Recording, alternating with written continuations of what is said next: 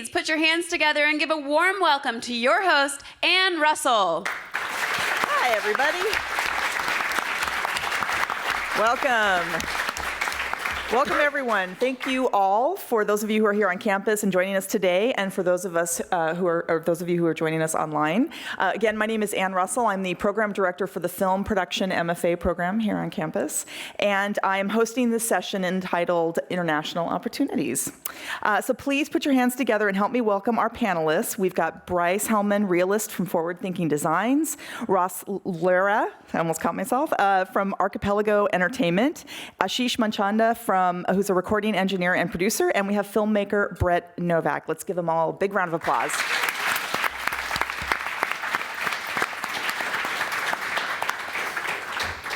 Alrighty, so today we're going to talk about international opportunities. So I thought we would start out just finding out, tell us a little bit more about what each of you do and sort of how that sort of ties in with working internationally. So Brice, we'll start with you. Sure. My name is Brice Helman. I am a show production graduate from 2012, and primarily my market is themed entertainment, which was a recent talk, and it kind of keeps becoming a reoccurring theme. Primarily, I do audio systems for theme parks and cruise ships, and themed attractions like dark rides and roller coasters and that type of thing. But I also dabble in show control as well as video systems as well. My work has primarily taken me through China and currently Dubai, as well as some brief stints on cruise ships in Italy and Germany. Oh, wow. That's cool. Very cool. Awesome. My name is Lara, and I'm a co-founder with my business partner and best friend from high school called Archipelago Entertainment, and we combine the common denominators between adventure, technology, and music, and that stems off into some music management, music education, media branding material, and a lot of our work happens overseas and in different countries, primarily in K-pop music. I'm a music producer and composer and songwriter, and I love sound design too. And so we do a lot of our work and services for the Korean markets and EDM markets in Europe as well. So, thank you guys for having me. That's awesome. I love K-pop. What program did you, I know it's right, but I love K-pop. 2009 Recording Arts. Awesome. Great. And Ashish? Yeah, hi. My name is Ashish Manchanda. Passed out 97 February. And we run a media company where we have talent management, record label, video production, and we do festivals and events. So our agenda is to create IPs and content today. And we started out in New York first. We have a strong base in India, and now looking to expand globally. Awesome. Welcome. Hi, I'm Brett Novak. Thank you all for coming. I'm a filmmaker based out of Los Angeles. I'm from Chicago originally. I had a career primarily in visual effects for several years, and then about 7 years ago, I switched to independent filmmaking. And although I pay a lot of the bills with commercial work and shooting music videos, I'm most known for my YouTube channel where I direct and shoot skateboarding around the world. So not the typical way you're thinking of a typical skate video. I'm more known for shooting cinematic skateboarding in places that are usually not necessarily quintessentially skateboard culture. So skateboarding temples temples in India. I've probably done 25 countries over the past 6 or 7 years. Yeah. And Brett, which program did you graduate from? Digital Art and Design 2007, November 2007. That's awesome.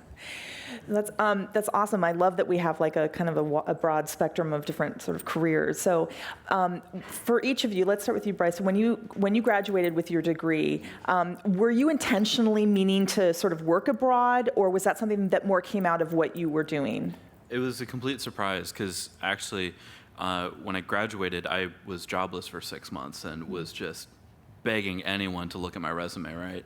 And via career development, I had the opportunity to come through to work for an international company that was working on an international project, and I just thought this absolutely fits the bill. Like I was totally fine with just working in Orlando. You know, I moved out from Ohio down here to go to college, and then I was like, I really like this area. I think I'm totally fine with staying here.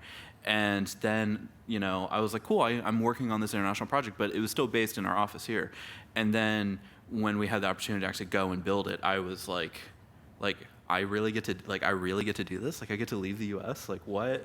Like, I did not plan on this at all. So I don't even know what to do with myself right now. So it was totally a complete surprise for me. Wow. I'm going to ask that question of everybody because I always think it's so fascinating, sort of how people get into working abroad. So how was it for you, Ross? There's a lot of random little different stories, but probably my favorite to share is I got involved with K-pop over Craigslist. Wow, how did that come about? I was on Craigslist and I was relocating to Atlanta, and I was looking for a commercial studio space at the time. And the gentleman who I had inquired with responded back and said, unfortunately, the studio space is full or it's been rented out, but we looked at your work and I think you should meet another friend of mine, and he is Korean. He immigrated here to America. He's done some great work in the States, but has a great voice, or a voice as in production and composing in Korea. You guys should meet. And I only knew one person in Atlanta moving there, so I had a blind date with a man who hardly could speak English at the time, a Korean guy, but somehow we got across that we had a mutual interest and passion for like wine and analog synthesizers. And then in his broken English, he just said, would you like to come to my studio? And 2 weeks from that day, he was moving to LA. And so we just became good friends, and we did 5 demos, and out of those 5 demos, 2 or 3 of them were placed for the K-pop labels that he worked with. So that was my start, all through Craigslist, and he and I are still very good friends to this day, and we work together all the time. So. Wow, that's amazing. Thanks, Craigslist. Not everybody can say thanks, Craigslist, but yeah. You don't hear that very often. Yeah. But Ross, before we move on, so from there, did the K-pop stuff just start to evolve, or how did you end up, or do you mostly work out of Atlanta now, or are you actually going to? We go every year. Yeah. We're bringing a team over there of 5 composers and 5 songwriters March 4th. And wow. I go every March for the past 5 years. Oh, maybe. wow. And so are you based out of Atlanta then? No, ma'am. I'm in Breckenridge, Colorado. Oh, okay. I moved out about 1.5 years ago, but I miss Atlanta a lot. I love how he called me ma'am. Ashish, how about you? Can you tell us a little bit about your? Yeah, so Full Sail was great. I actually had 3 jobs, paid job offers before I left Full Sail. So we made enough of a noise, and I think we were troublemakers that time, and we weren't ignored. So I think they got us a job so that they could get rid of us really fast. So which was great. And the funny thing is that I did not take up any of the 3 jobs. I took up something which did not pay me, which was not a guaranteed internship nor a job assurity. But it was with an individual that helped shape my life and inspired me to do whatever I'm doing right now, and that was Bruce Sedin. Because I was at Skywalker, and they gave me this offer, and they said, they'll do my visa and everything. I was like, this is amazing, thank you, Full Sail. And it went off really well. And then I get a call from Bruce. I'd met Bruce while at Full Sail. And then he said, so what are you doing? So I said, I got this offer at Skywalker, and I'm going to take it up. And he said, what are you doing at George's? You need to come to New York now. But no job and no internship. I'm like, okay, I guess it's okay. I'll figure something out. So then I did get a job to sustain myself, and it was with a lovely company called FNL Music. So while I worked in New York, I worked with Bruce up in Connecticut at their home, and associated since then. Wow.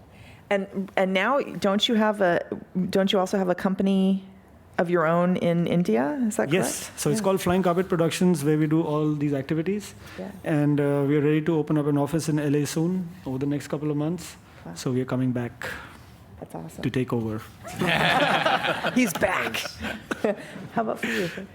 As I mentioned, I did visual effects for years. Straight out of Full Sail, I was offered a job, actually like 2 weeks from graduation, from another alumni. If you guys know Cully Bunker, or if you've seen his name written on the one of the early HOF situations. But he had offered me a job in Los Angeles. I had no intention of moving to Los Angeles. I had no idea what I was actually going to do. And I thought I was going to do web design, motion graphics, but I just loved video, I loved film, and I was teaching myself After Effects constantly.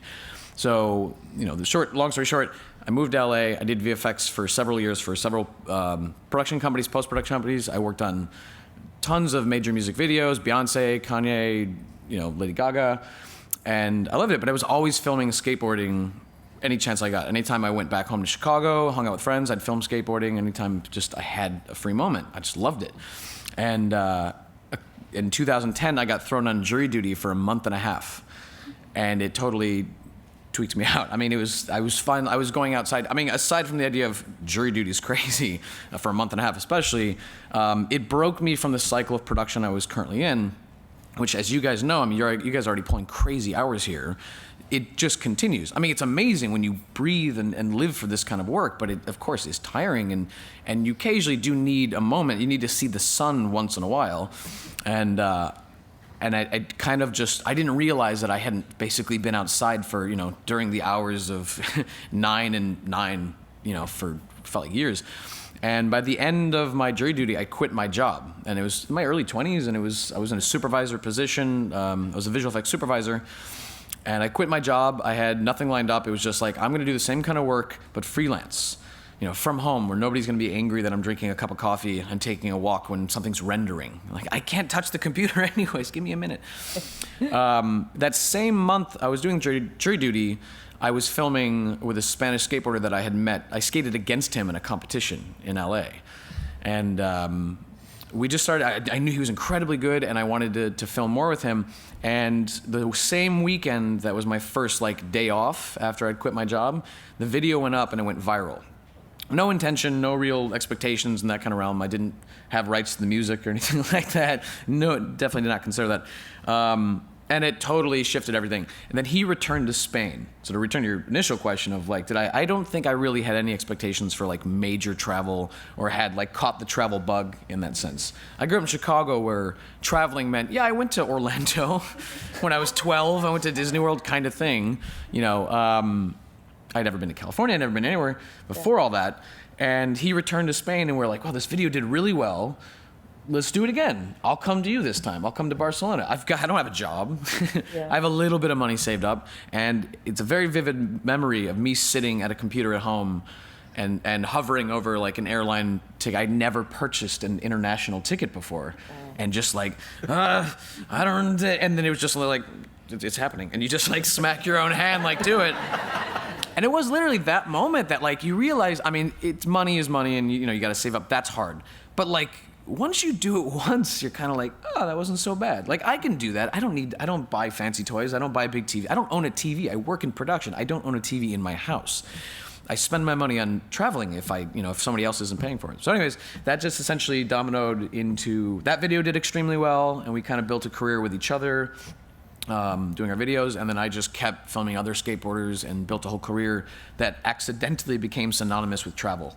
Wow. So since that, I've done skate videos in Armenia and Norway and China, Morocco, all over the place. So because you have a little bit of a different situation with you, how have you had to what kind of obstacles have you had to deal with as sort of an independent filmmaker, doing YouTube channel or doing YouTube videos, going to these countries? Have you had to sort of arrange your own visas and do your own stuff like that? I mean, who does that for you? For sure, myself. I mean, 100% of it, for the most part. I work with a lot of brands, and I've built a way to pay my rent in the process. Brands will get involved. I will direct commercial work, but I like to keep my skateboarding videos as pure as possible. I don't like the idea of wearing the Red Bull shirt and who knows in the future, but the point is I'm trying to keep it as pure as possible. So it's definitely a struggle because I don't get the resources all the time, or even if I get some financial resources, I don't have the team. Mm-hmm. But I don't know if I've grown to love it, or I just enjoy the process so much that I've dealt with it all myself. And I've had some definitely interesting customs situations of that looks like a fancy camera. Oh, I'm just a skateboarder. I'm not. The skateboard puts you off the hook a lot. It's really nice because they don't take you seriously at all, which is great. It's don't worry about all that equipment. It means nothing.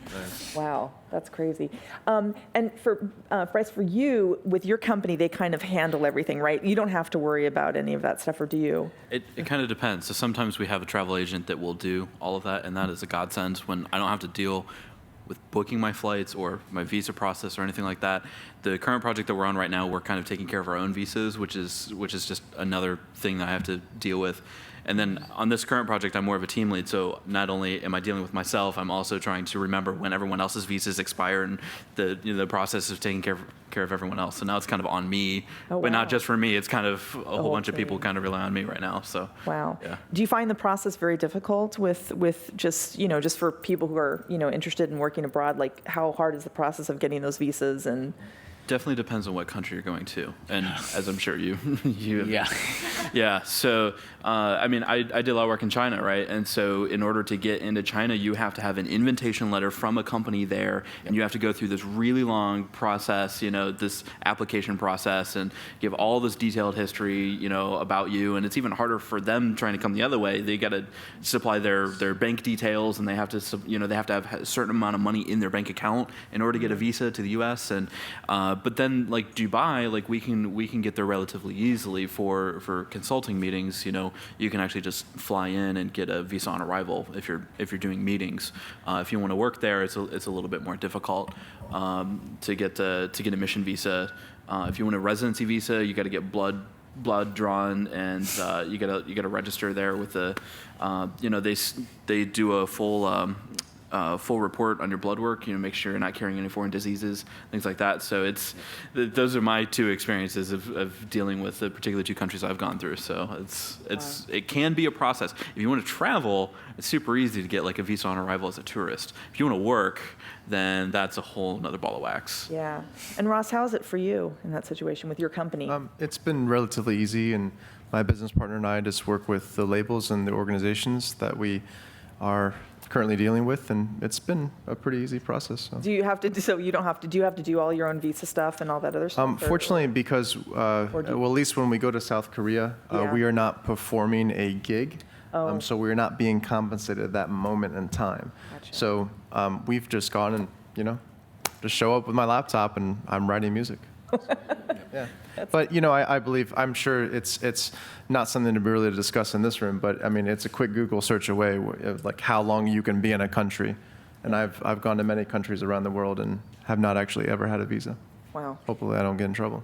Well, and Same, by the way, same. the advice is that always do your research, because as Brice said, it's really true. Like, every country is different, and some countries it's very easy as an American to go there. Other places it's not so easy. So you just want to always do your research. You don't want to ever get caught at the airport, trying to get to a gig and you can't get into the country. That's a bummer. Those things you need to dot the I's and cross the T's. But like when you're in Europe, it's just like transitioning through states in America. You just kind of, I didn't even get a stamp in Holland, and I wanted a stamp in my passport. Well, you got to be careful about Europe, because even as a U.S. passport holder, you can get into the EU, no problem. You can get to any European country, but you're not allowed to stay there indefinitely. You can only stay up to 180 consecutive days, which we found out the hard way on one of our projects, because we're like, oh yeah, no, they don't even care. It's just a stamp, and you don't have to reset however often. And then one of the project managers went home and tried to get back, and they're like, you can only be here for another three days this year, and then you have to be out for 180 days to wait for your reset period. And we're like, oops. And he's speaking about the EU, where it's different in the UK. The UK is a lot harder to get into, and they're a lot. Because they're an island, they can control their borders a lot. I have the same problem. I went into Holland. They didn't even look at my passport. They just assumed I was Dutch. So I was like, you don't even want to see it? I couldn't understand them, so I had no idea. Anyway. Talk about a little bit about sort of any, things that have come up in your time working. Has there been any stories that you could tell us about your travels that a way to highlight cultural or language barriers that you guys have encountered, or anybody? I always, you have lengthy flights. I always spend like the 16 hours heading over there to download as many apps as I can now. Traveling in this stage anyways, and basically learning as much of the basic language as I can. Luckily, I'm fairly natural at picking up at least the basics enough to get by, and I'm really fascinated by language. But you'll never forget like your first time leaving your home country and going somewhere else and having that experience of like, oh, right, not everything is the way I grew up. We're pretty spoiled as Americans, or English speakers in general, because most-ish of the world works in a business sense off of English. So when you land in any airport, I forget, because I grew up as a native English speaker, and I forget how spoiled. I mean, you look and you're like, yeah, of course it's in English, but then you're like, there is no reason this needs to be in English other than some interesting history, but like we're spoiled, and so then it makes you like, it's good because it's those kind of moments that like that humble you as a person, and you realize like, it's the same kind of thing of. A lot of Americans get a lot of bad raps for, like when Americans complain about other countries and they say like, oh, they don't like, certain countries, they don't like you if you don't know their language. Yeah, but you're also speaking at them at a diner, in English slowly. Imagine that happening here. You would have no real sympathy for like, well, you're screaming French at this English-speaking waiter in a Denny's. Like, what do you expect? Well, we do this all the time to people. So it's a good humbling experience to like be in other people's shoes and, yeah. Yeah, that's a great story. Well, for us, I think a good part of the Indian urban population speaks English. So when you come this side of the world, I mean, it's kind of okay. So you really don't have to adjust too much. Culturally, yes, but when we invite guests over, or music makers or filmmakers to India, they take a little bit of time to get adjusted to the traffic, to the disciplines that work in India, which is somewhat different, as you would know. So it's got their own agenda. So there needs to be some amount of familiarity, when you're coming or getting prepared. But I think nothing prepares you like for the real life experience. So, yep. And a little bit of research helps. So like in other countries that when you're going, if you found out just 3 days before you're leaving that you have got to just leave for the next 180 days. Yeah. So it's good to find out technicalities before you go to a place. And even though it might seem obvious, there's nothing obvious. Where the law is concerned, where the visa structures are concerned, it's all written down. So if you don't know, then you must get a consultant to help you out with that, because you will surely land up into trouble. I can give you one example. When I was in New York, I was working with a company, and we went for a gig to Dublin. It was with Garth Brooks. And I told the production coordinator that, you know what, I come from India, I need a visa to go to every country. I found that much out. Beyond that, it's up to you to now find out and arrange for all the formalities. They said, oh, we take care of everything. We know how this is done. We've done this 1,000 times, and we are very experienced. So we go to Dublin, and when we land in Dublin, they check my visa, everything is okay. When we come back to the US, they said, oh, you don't have these documents and this stuff. So I called the production coordinator, and I said that, before we left, I told you that you should take care of these things.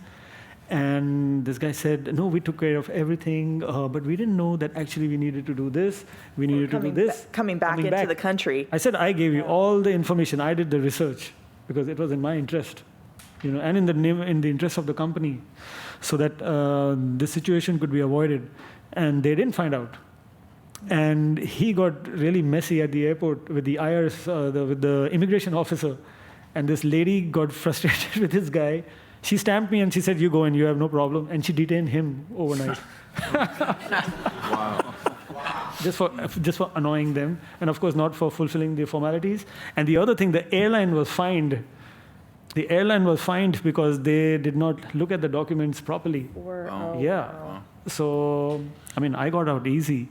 And they were in. Yeah, well, with everything that's happening. And of course, they kept saying, we are American, American, and she didn't care, And this was in Nashville. Wow. Yeah, by the way, that's an important thing to understand, is that it's not one thing of like, oh, I don't get to go on the trip. I didn't do my research, and now No. Very often, you get to take the flight to the place you go, and then you land in there, and they're like, nope, you did it wrong. You're like, I just spent 19 hours on a flight and spent all my money to do this. And they're like, cool, good luck with that. They're like, you didn't spend 10 minutes on Google and learn. Correct. Yeah. No, it's important. Actually, even when we landed in Dublin, there was some issue. And but because we were with Garth Brooks, and Garth traveled with the crew, and he was there, he came and spoke himself. And they said, okay, no problem, and Garth is a legend in Dublin anyway. So once he came and he just said hi, and they just stamped everybody. Wow. And we had all access to all bars on the street for all the days that we were going to be there. We had the performances. There were 3 nights at Croke Park Stadium, 40,000 people each night, and we had like a wild card to go anywhere we wanted in the city. So the lesson here is always travel with Garth Brooks. Yes. Do not leave the country unless Garth Brooks is with you. Oh, you know what? And he's adorable. He works with the crew. He used to do rigging himself. He used to put up the lights. He's a very hands-on person.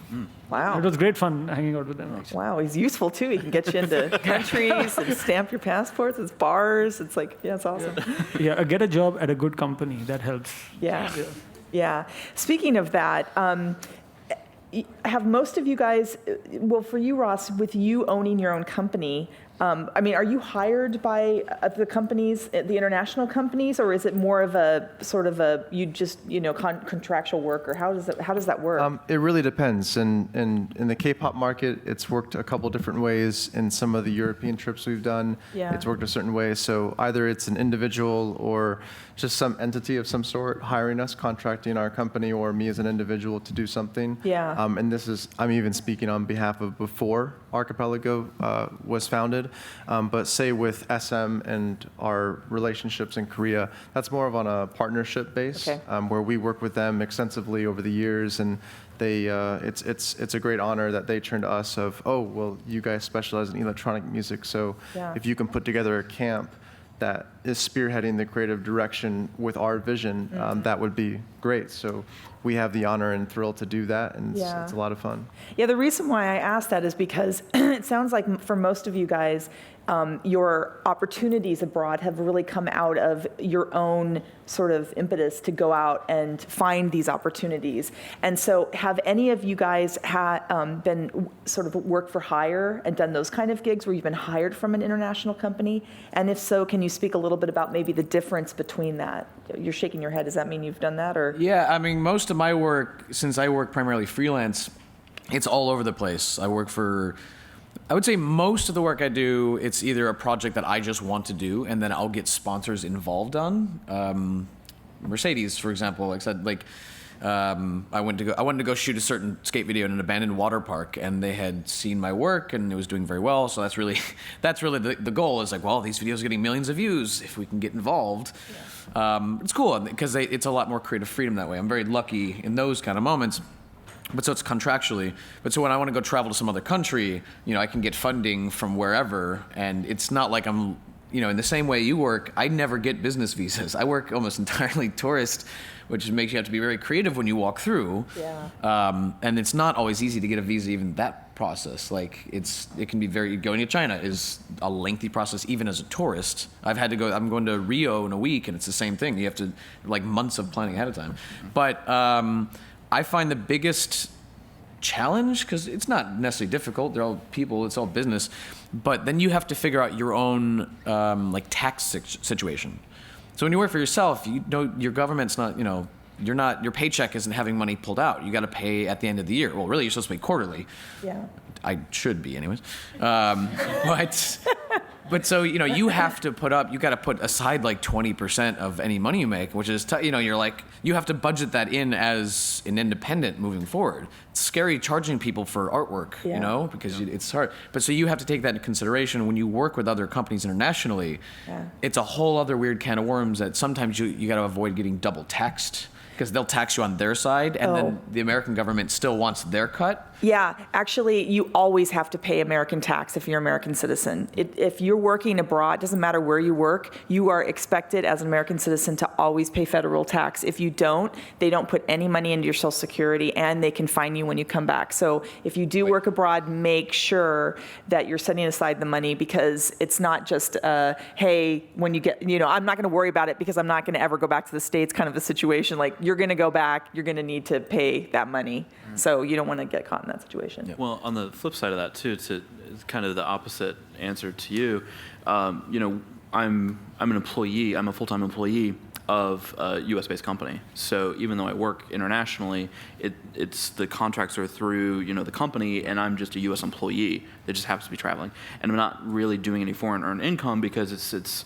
a bank transfer from a U.S. company to my U.S. bank account. So I don't really have to deal with any of that. So at the end of the year, it's I can't have any tax exemptions for foreign earned income, but then I don't have to deal with all that craziness, and then there's no self-employment tax since I'm not independent. Right. So at the same time, to answer your original question, I don't really go out seeking any international opportunities. Now, the way that it works in the themed entertainment industry, because we're super small, we're a super small subset of the entertainment industry at large, the way that we get more and more business is by doing gigs. So it's like you go out and you do this park, and then you meet a whole bunch of people inside that park, and then you find out that this person is moving on and they're going to go start this project, and this person's moving on and they're going to go to work at that park.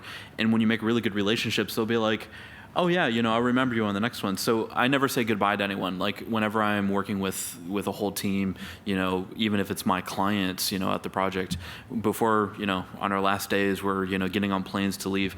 It's not goodbye. I always say, I'll see you on the next one, because they will bring you to the table to the next project. And then that's how we don't really need to market anything. That just kind of self goes. And that's actually probably the same. I know it's definitely the same for film. I can assume it's also the same for music as well, and all of that. So thank you guys so much. At this time, we have a few minutes for questions from our audience. If you have a question for our panelists, please raise your hand, and a microphone will be brought to you. For those of you who are joining us online, please direct your questions to our online moderator, who will try to accommodate any questions that you have. Does anybody have a question? Panelists? Gold. There's a brave guy in the back. Always the first question is the hardest.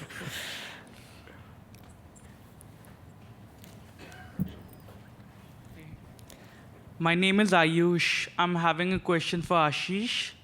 So after working in the New York for many years, how did you make to the Bollywood? I saw you worked in Bhag Milka Bhag, and worked with A.R. Rahman and people like that.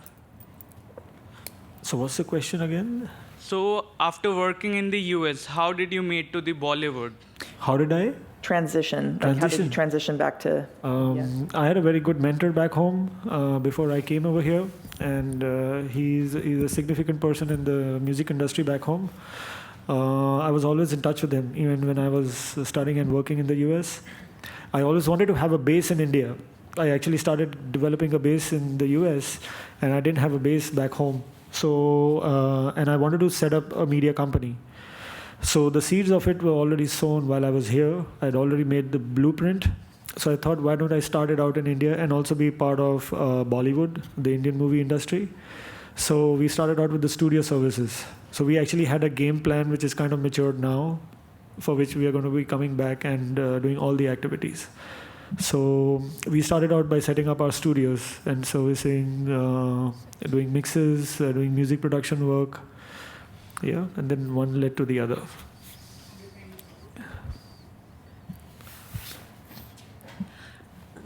Thank you, everyone. Thank you, panelists, for the panel. My question is for Mr. Novak. I'm very interested in indie filmmaking and traveling. My question is, how do you, apart from the paperwork and everything, like formality things, how do you exactly go about working in another country where you cannot speak a language or you cannot exactly adjust? How do you adjust in a short time and get your works done in the time? I think it really becomes more of a mentality. It's more learning how to be comfortable in those situations, because there's not really much of a secret to it. You can kind of do tips. Like I said, on the plane ride over, I'll listen to apps. I mean, that's really powerful, because it's one thing to read translations, but to hear native speakers is really the only way to learn another language. So any kind of recording apps are fantastic for that. And then aside from that, it really is just about spending time with an open mind in the place you go. So it's the faster you can get rid of your own cultural boundary, and then you look at you lose essentially the boundary between you and another culture. So when you talk to somebody, you put yourself in their shoes and you say, like, these are just two humans communicating, even though it's very difficult and it's a whole lot of pantomime and it's broken English, at a lunch. You find a way to connect, because ultimately people want to connect with you, as humans, and you find a way, like I said, whether pantomime or whatever, and you'll start picking up the language.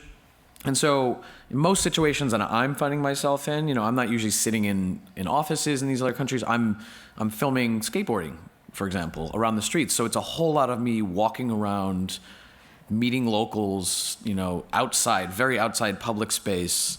And it's just, I guess, it's kind of a vague answer, but being open-minded is incredibly powerful, and you'll learn so much faster with that kind of mentality. That's great. Thank you. Any other questions? Hi, my name is Erin, and I was wondering for all of you, would it be best to just jump right in if you want to work internationally, or would it be best to wait until you have a connection in another country?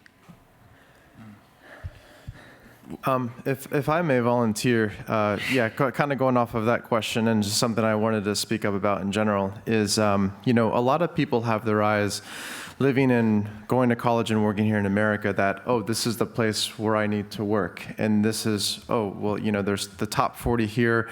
In my industry as a music producer, the top 40 here it could be the soundtrack for the rest of the world, the Biebers and the Gagas and all that. They're huge. They're the biggest artists on the planet. However, it's a very big world out there, and there's a lot of opportunities and markets to be involved in. There are concerts that 1 million people will attend in Africa, things like that. There's a lot of opportunity. Yeah. So one thing for me, and a big part of my career, is international outreach and working in as many territories as I can. And I've probably worked more internationally than I have domestically.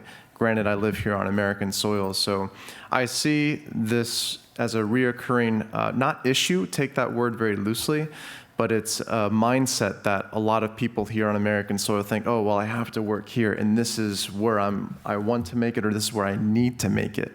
That I may choose different wording in your head because the world is very large, and there's a lot of awesome opportunities and cultures to experience that I think that will enrich your life and your personality, and also enrich your career. So just consider that moving forward, guys, that there's a lot of great opportunities out there outside of the boundaries of America. And I think that's a great comment. I would also add that establishing yourself in your profession is going to give you the connections that you need abroad. So the more work you do, the more those opportunities are going to come up, regardless of what you do in the entertainment industry. I think that kind of goes for all of our areas of expertise. So I really feel like if you can, get your foot in the door and you start working, you'll start meeting people, and then you can kind of look for those opportunities as they come up. Yeah, as inspirational as it is to say, like, I just packed my bag and I just flew to a random country and then I just went out and did it. That's really cool, but I don't know how you did it if you don't speak the language and you don't know anyone there. I mean, for me going to China, we had to already have a connection there, so that way we could find a translator, so that way we could land business, because in some of the areas of the world they don't speak any English, and it's like if you don't speak that language, then I don't know how you're going to go knocking on doors, passing out resumes, trying to get hired. So it's really ambitious, and I don't want to knock anyone down, but at the same time, it's very wise to have a plan, at least an entry point plan of, I'm going to go do this, and I already have a connection at least to a translator that can help me. And think about logically how you're going to get from point A to point B and how you're going to break in. And then now you can go make amazing and break into whatever job it is you want. Also knowing what it is that you want, where it is that you're going to start. Are you okay? So you're in the music business, and you're gonna go to Korea, right? Well, what is it exactly that you're doing? Are you going to produce music videos? Are you actually working in a studio? Are you doing the music business side of it? It's like what particular path are you doing? So it's kind of hard to just jump out there, and they are out there and they're right for the language barrier or not. There are translators. You can learn the language. It's all possible. But it does help to have a starting point in knowing what your stepping stones are to help get you there. Great. My romantic side, though, will also say, at the very least, if you still plan on just business aside, go travel. Yeah. Absolutely. If you can find the funds, he's totally right. From like a literal business standpoint, that is absolutely correct. But in your life, do just go travel too. And I'm going to jump on something you said earlier about all the signage being in English and how privileged we are, and that it's a really humbling experience. unfortunately, I've worked with some people in the industry that just cannot get past themselves, cannot get over themselves, and they find it super inconveniencing to them when they are in China and the menu is not in English. Right. And I'm like, get over yourself. You have no right. Like, that is absolutely not cool at all. You are here on a job because, you know, the client came to you because they won the American influence, but you're in a foreign country. You're not in America. Yeah. And like, so with all that being said, like that, I get really upset about that. But the thing, because I'm just so grateful. Like, every time I travel, it's like I'm in a new country that I never thought I'd be. We started this discussion, and I said, I never even thought I would get out of this country. And I'm grateful every day that I get to travel and I get to do work in a foreign country. And every opportunity that I have, no matter how frustrating it is because of the language barrier, or, you know, I had to go hungry tonight because I couldn't order anything, you know, to eat or whatever. I mean, there are some situations, you know, but it's all part of the experience, and it's super humbling. And the only way that you can have those opportunities to allow your life to be changed in that profound way, that, you know, I can tell you about it, but you have to experience it for yourself. And the only way you're going to do it, you have to personally travel. Like, you just have International students here, so I'm speaking to a crowd that already knows this, but for Americans, you always want to be cognizant of cultural differences, just to be able to be respectful, because I lived abroad for 9 years, and I can't tell you how many times I'd be walking down the street and I'd see these drunk Americans being really obnoxious, and they would say, "Excuse me, do you speak English?" And I'd be like, "Nein, ich verstehe kein Englisch, es tut mir leid," and I just kind of keep walking because I didn't want them to know that I was American, right? I was embarrassed. So I think, you know, know your culture, know where you're going, know how to be respectful, so that you know, we represent Americans well. Yeah, we happen to live in a really strange time in history where we have the technology to go fly somewhere across the world. I mean, you just go back like a little bit ago, and you had to be on a boat for 9 months. Yeah. Tell Louis C.K. line, like, New York to California in 5 hours, that used to take 30 years. Like, half of you died on the way there. It's really, and so when you're like, you're a whole new group of people by the time you got to California. So it's this whole idea of like, you know, we get desensitized, and it's probably only going to continue that direction. But like, yeah, it's easy to fly somewhere now in comparison. You're not flying the plane. You're not catching malaria on the boat. Like, so yeah, it's don't lose how special this is. We live in a time where globalization, of course, is happening, but it's new enough, air travel is new enough that cultures are separate still. And they're only going to kind of blend together the more globalized we've become as a world. And so we live in a really fascinating time that it's easy to get somewhere that is still uniquely itself. And that's a humbling experience in its own. Great said. Yeah.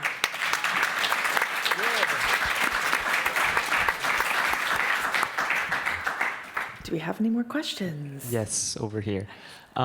So my question is to the four of you. What can you talk about, like, the difference? Is there a difference working abroad, like the way that you do your work, the way that you interact with the people, and how you get to know the culture of the place that you're working in? Like, how is there a difference working here or over there, like the way that you deliver the results or anything like that? I mean, for us, the idea of setting up our own enterprise was to work how we want to work. And then that's portable. We can take it wherever we want to work. But when you work with people, then you got to adapt. I mean, culturally, you got to adjust to know what to say, when to say, how to say.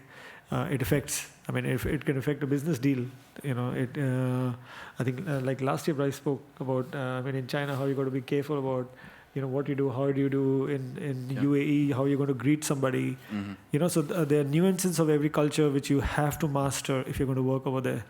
Technically, you can do whatever you need to do, you know, because that's your personal practice and probably nobody else has a say in it, and you're being called for it because of your expertise. But people relationships is something that you have to also cultivate. Mm. Yeah. That's great. Yeah, as you mentioned some of the stories I told last year, I'm so bummed because I have like a million stories from traveling, as we all do. But the biggest thing that I found is just understanding the cultural differences. I mean, for me, you know, my installations are broadcasts. You know, it's basically we build a permanent installation that the local culture is going to come and experience. So one thing that we're learning about Dubai right now, working there, is how the audience culture is and how they participate as an audience member in a show, in a theme park or in an attraction, and that like how we deliver the technical system actually changes. Like we actually have to run our attractions a lot louder in order to overpower, because they like to talk amongst themselves, instead of just being quiet and actually just watching the show. That was something I've never experienced before. And at the same time, when I worked in China, if a show is over, you have to play a closing announcement. You have to tell the people the show is now over. And like that's just something that we just don't have here, and you have to understand your culture. So not necessarily like my programming work, is still the same. That doesn't affect anything. It's how I go about interacting with the clients, and how I understand the culture and how I understand the audience affects the way we deliver the end result. The only other interesting tidbit is when I worked in China, age is very important there. So because I was very young at the time when I did a particular attraction, I was told before I got there by the project manager, don't tell anyone your age. Do not let them know what year you graduated. Don't give them any indication of how old you are. I said, okay. And they knew, obviously, by my face that I was super young, because this was a few years ago.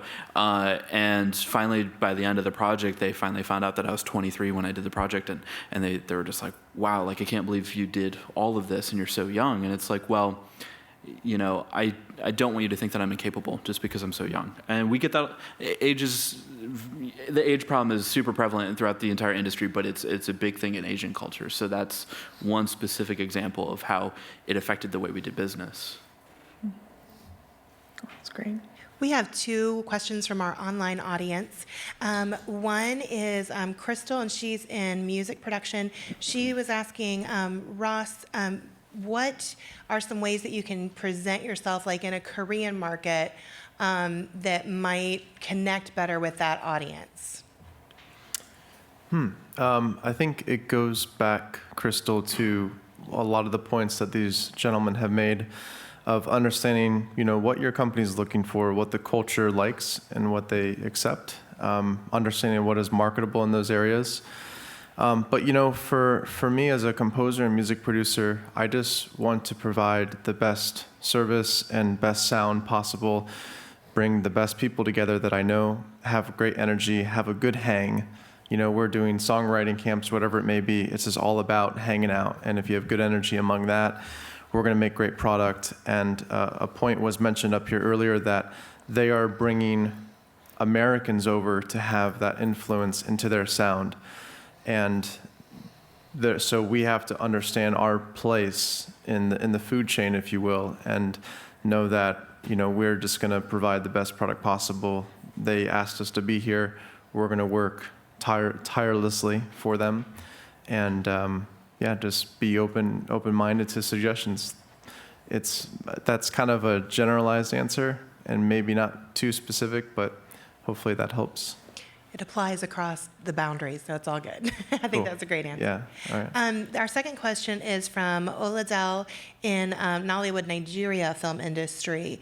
And the question there is, as an international filmmaker, how do you bring your content to the American film industry, and what are some of the processes and procedures that you would face being an international filmmaker, bringing your content back to the U.S.? Mm-hmm. This is for me? That's all you. Oh, that's interesting. I don't think I really, me personally anyways, run too much into that kind of sense, because my films are already kind of global. Yeah, I mean, they're skateboarding, although is definitely a cultural experience. Not most cultures don't have it.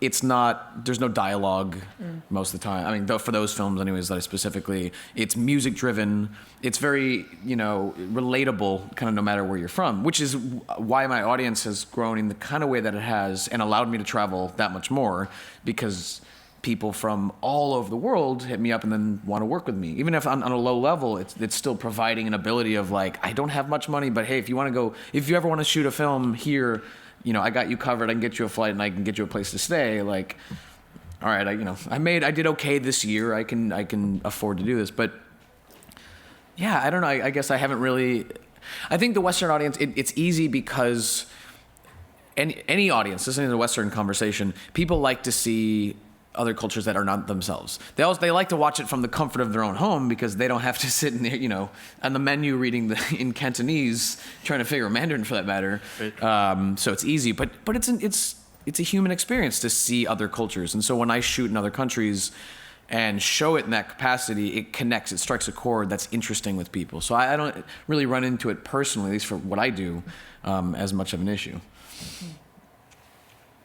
That's great. Do we have time for another question? Hello, good morning. My name is Victor Salazar. I'm coming here for the music production program, and my question is for all of you guys. With the recent immigration and foreign relations issues that have come about after Donald Trump's travel ban, I'd like to know, how do you guys think it will affect each one of your fields in the entertainment industry in terms of the relationships that you have with clients that you work abroad and at home here in the United States? Well, I don't think it's going to affect us me anytime soon. I just will hope for the best and hope for an optimistic future. And I don't see any direct impact for what I'm doing or for what our company is doing or the peers that I'm working with right now. I don't see any initial impact. It came up in a conversation between my boss and I of like, well, what happens? What is going to happen? We can't predict. There's no impact whatsoever in our client relations. They are still coming to us because they want the Western influence to come into the developing countries of the world and show them how the developed United States has done entertainment installations. So they're still coming to us because they want that influence and they want our portfolio. They come to us because of the projects we've done. So there's no impact whatsoever there. There was a particular article that I saw that made some sort of speculation that it might be more difficult now for U.S. residents to get entry into the Middle Eastern countries, which is where I'm working right now. That was a serious item that we had to discuss. We are right in the middle of this project right now. If we cannot get in there because our governments are having something, then what are we going to do about our business, and how do we handle that with our client? In our current contract that is signed in active. What do we do? Unfortunately, there's no answer. It's not until something permanent actually sets in place and it begins affecting us, then we'll be able to know what our options are. But at this point, I really hope that the world leaders will realize how detrimental it will be to the country's development by shutting down the ties between everything and collapsing that communication outlet. Yeah. Thank you. Yeah, I completely agree in the same sense. I'm optimistic. We're all in this together, so I'm with you. I'm optimistic in the sense that in my travels, just at the tail end of the Bush years, through the Obama years, and then entering this, I found myself initially almost like apologetically American, and some I'm like, where are you from? Canadian. Canada. Depends who you're asking. Some part in the North America. Oh yeah. Won't say where. Yeah, but so. I'm Western. If and I keep coming back to this theme of being, like this human connection. But I've found that people where I would be like, oh yeah, I know we're kind of crazy, and they would be in awe most of the time. It would never really be. I never really ever came across. I mean, there's a few stories and moments, but I never really came across the like, you're an American, we hate you. Like it's not. It is like local communities are good people. It's this government. It's this these kind of moments and at the conflicts. But it doesn't trickle down most of the time in the way we're kind of fed. I found where you think if you never leave this country, you think whole other sections of the world hate you. But you meet them, they actually are just as much like engaged and interested and wanted, and they want the Western influence or to have a relationship. And so whatever happens. I don't know, but I'm at least. I can sleep a little better knowing that in all reality, most of the people that are affected on both sides. I mean, I'm sure you all agree that whatever political views you have, your politics, your political leaders don't represent you personally. And so don't forget that that's true of the country you're thinking about too. That the people are separate from the political views for that matter. Yeah. Great point, Brett. The language barrier really helps demonstrate that where the human spirit lies. When you can't directly communicate with someone, but they have the same facial reactions to something that's going on, or something, some situation happens and you both laugh, that's the moment of just like, you and I can't talk about what just happened, but we experience the same thing. And like, that's when you finally understand the human spirit and like the human element. And at the same time, it's like, wow, like, this is a really sucky situation because our countries are fighting and, visa process is even more difficult than normal or whatever. But deep down inside, like, we're both the same. We're on the same playing field. And like, just having that experience, like, it's not when you're trapped. I think I've told this story before, but it's not when you're trapped in the middle of a city in China that you have no idea where you are on the map. You missed your flight and you don't have enough cash to pay for an airline ticket and no one speaks English. It's not until like you're in that moment, it's like, oh wow, like this is crazy. But then you begin to understand like what humanity actually is, and that's a magical moment when you feel that. Awesome. Great. How you doing? Dwayne, DJ Nothing Nice, Lucas, here for Mr. Grammy. Yeah, I'm a Grammy member. Thank you, sir. But I just appreciate you guys being here. My question is, I'm a CEO of my company, Nothing Nice Radio, and I interview people all over the world. So my question is, what would be the process for me, for my company, to be able to travel overseas, to be able to go to these artists and interview them, or companies, for my radio station? Because the slogan for my radio station is giving you exclusive music and interviews worldwide. So what do you guys suggest? I'm a veteran as well. I have my passport and all that. So you guys think I should go through the military contracting portion of it, or you think I should what would your suggestions be to you for that? First and foremost, thank you for your services. And secondly, ask yourself, and you don't have to answer me right now, but why should we promote or do our work through your channel? And hopefully you have a great answer that you can give to somebody on the other side of the world to be able to prove that your outlet is going to be better than anybody else's, or at least provide a unique angle or more value than they would have gotten from the other radio channel or the other company. It kind of goes back to a philosophy of what will you do and what will your company do to stand out and be unique and have a unique edge amongst everybody else. Yes. I already have, like, my following. I have, like, especially with DJs on Demand, we have like 9 million followers. So I'm known. It's just a fact of like the process of going. They're like, oh, DJ Nothing Nice, would you come over here? You know what I mean? Or whatever. So like the process of actually, I know as far as the clearance and all that stuff, you guys said I need to have like stating what the business does and all that stuff like that. But I mean, like, as far as the process, which process? I think that's a great conversation for perhaps out in the hallway or something, because there's a lot to answer there. I think we could all agree. So, but yeah, just. Well, some general advice. I mean, like what we do, you can do business consulting on a visa on arrival for most countries as a U.S. passport holder. So, I can get into Dubai for 30 days. Just when I land, I get a stamp, and that's good for 30 days. You can go to Hong Kong, you can go to Macau, you can go to India.